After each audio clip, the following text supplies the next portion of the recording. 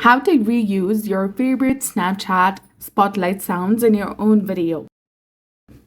Hello everyone, welcome back to our channel. So today in this video, I'm going to talk about reusing any Snapchat spotlight sounds, which is your favorite, in your own video. So for that, you need to go ahead and launch your Snapchat application on your mobile device.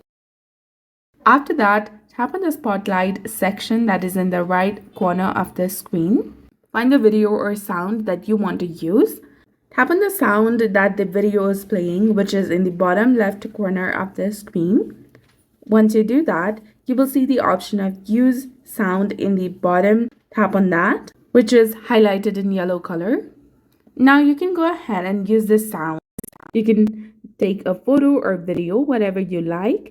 Send it to your friends or family, whoever is connected with you on Snapchat. And that's it for this video. I hope you found it helpful. If you did, please like, share, and subscribe. Thanks for watching, and we'll see you again in the next one.